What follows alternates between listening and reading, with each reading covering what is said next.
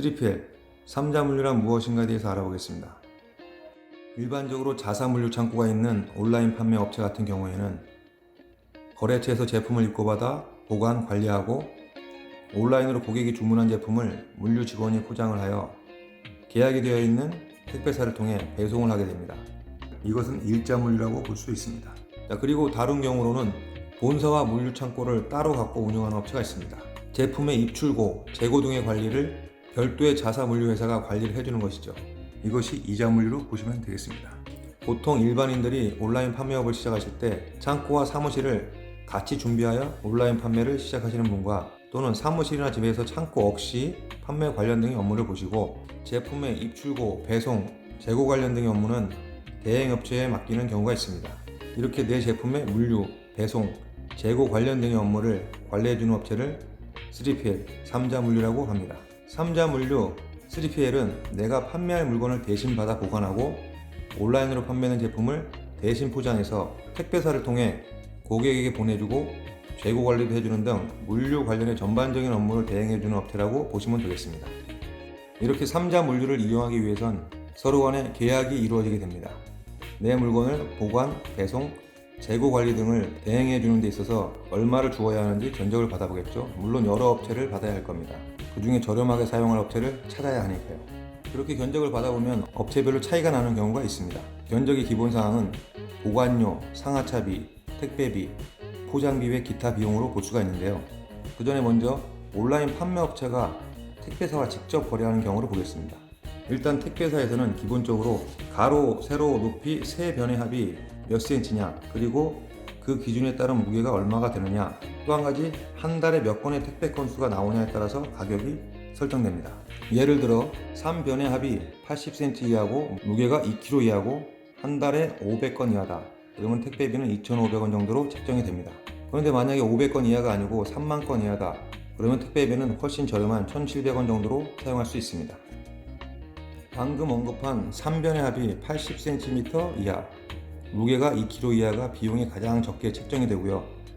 반대로 가장 많이 책정되는 구간은 3변의 합이 190cm에서 220cm 이하, 무게는 30kg 이하가 가장 비용이 많이 책정되는 구간이라고 보면 되겠고, 그 이상 제품이라면 택배차가 아닌 화물차를 이용하게 되는 경우가 있습니다.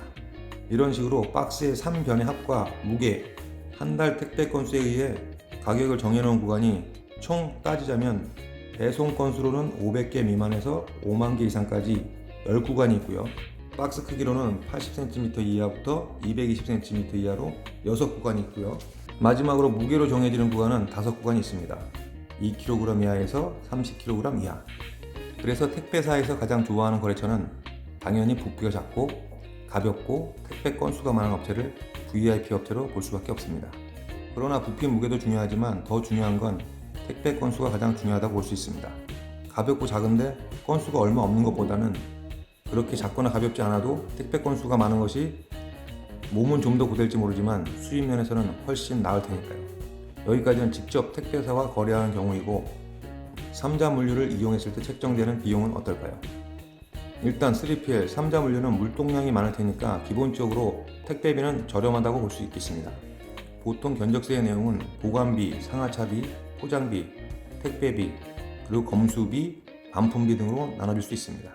그럼 하나씩 짚어보겠습니다. 여기서 말하는 보관비는 한 팔레트를 한 달 동안 보관하는 비용을 말하는 거고요.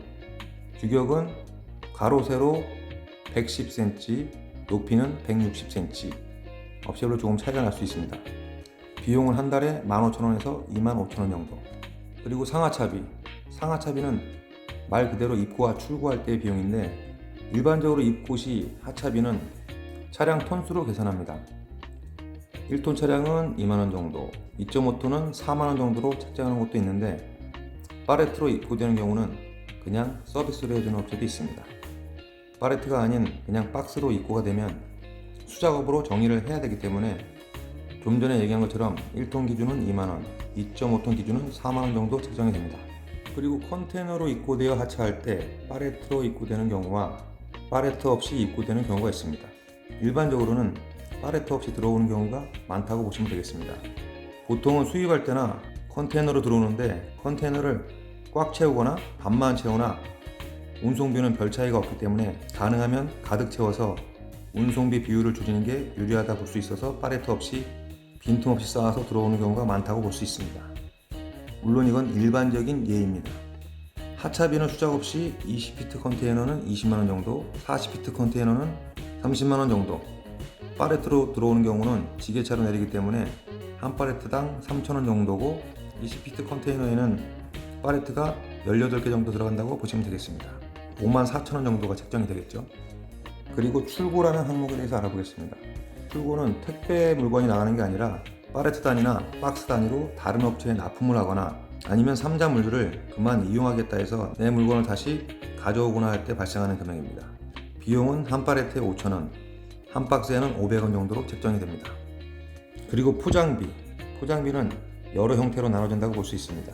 사이즈, 무게로 인한 비용도 있겠지만 추가로 어떻게 포장을 하느냐에 따라서 비용이 달라질 수 있습니다.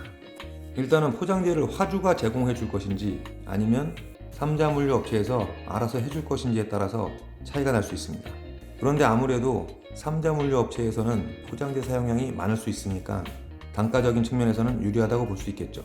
그래서 보통 포장 관련 부자재는 삼자 물류 업체에 맡기고 그 비용을 주는 게 조금이라도 저렴할 수 있습니다. 그런데 에어캡 사용 또는 합포장, 스티커나 라벨 작업, 특수 포장 등으로 인한 추가 비용이 발생할 수 있습니다. 아무래도 손이 더 많이 가는 부분이니까요. 특수 포장은 화주가 요청하는 부분이라고 보시면 되겠습니다. 좀 더 꼼꼼하게 해야 할 필요성이 있는 품목이겠죠. 그리고 택배비 또는 택배비 플러스 대행비라는 항목이 있는데 이 부분이 아마도 삼자 업체에서 가장 많이 이윤을 가져가는 부분이 아닐까 싶습니다. 아까도 말씀드렸듯이 택배 건수로 인한 비용 절감이 많은 부분을 차지한다고 볼 수 있으니까요. 건수가 많으면 많을수록 택배사와의 딜이 가능하니까요. 삼자 물류를 이용하는 여러 업체에서 한 달 동안 나오는 택배 건수는 규모에 따라 다르겠지만 가장 싼 구간에 가까운 택배비를 이용한다고 볼 수 있겠습니다. 예를 들어 온라인 판매 좀 한다고 하는 업체의 한 달 택배 건수를 봤을 때 적어도 3,000건에서 2만 건 이상의 건수를 가져간다고 볼 수 있습니다. 그럼 몇 개의 거래처만 있다고 해도 그 삼자 물류 업체는 최고의 저렴한 구간의 택배비로 이용을 할 수가 있고 더 낮출 수 있는 여지도 있다고 봅니다. 그리고 입고 검수, 검수라고 하는 항목이 있는데요. 일단 입고 수량은 기본적으로 무료로 체크를 해줍니다. 나중에 재고가 서로 맞지 않으면 문제가 되니까 당연히 하는 거고요. 여기서 말하는 입고 검수라는 항목은 기본 수량 체크가 아니라 제품의 파손이라든가 좀 더 정확한 검수가 필요할 때 화주가 요청하면 일정 부분의 비용을 책정해서 검수를 해주는 부분이라고 생각하시면 될 것 같습니다. 박스를 하나하나씩 일일이 다 확인해야 하니까요. 비용은 대략 한 개당 100원 정도. 그리고 마지막으로 반품에 관련된 항목은 고객이 주문했다가 반품 시 정리해주는 비용과 반품 들어온 제품이 하자 없이 다시 판매할 수 있는지 확인해주는 등의 비용을 말합니다. 이렇게 삼자 물류 견적세에는 보관비, 입고, 출고, 포장비, 택배비 관련, 검수비, 반품비 등 7개 정도의 항목으로 나눠질 수 있습니다. 물론 삼자 물류 업체마다 견적서 항목이 다를 수 있고 또한 금액도 다를 수 있습니다. 어떤 업체는 택배가 저렴하고 다른 게 상대적으로 비쌀 수 있고 반대일 수도 있고 그건 회사의 운영 방침에 따라 달라질 수 있습니다. 그래서 꼼꼼히 잘 따져봐야 하고 때로는 견적서에 명시되어 있지 않은 비용을 청구할 수도 있습니다. 다시 말해서 견적서의 항목을 세부적으로 기재하고 금액도 세부적으로 나와 있는지 잘 따져봐야 할 것 같습니다. 나중에 그런 부분으로 피해본 사례들이 있다고 하니 잘 살펴보기 바랍니다. 그리고 마지막으로는 위생, 청결 상태가 제품에 영향을 줄 수도 있으니까 그것도 한번 체크를 해보시는 게 좋을 듯 합니다. 지금까지 3PL에 대해서 알아봤습니다. 꼼꼼히 따져서 업체를 잘 선정하는 것도 중요하겠지만 3PL을 이용하는 것이 좋을지 아니면 창고를 얻어 내가 직접 물류 쪽까지 관리하는 게 유리할지는 또 다른 문제라고 생각합니다.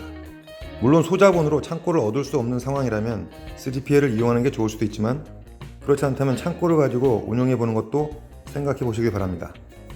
온라인 판매를 오래 한 업체 중에 3PL을 이용하지 않고 직접 관리하는 업체도 많습니다.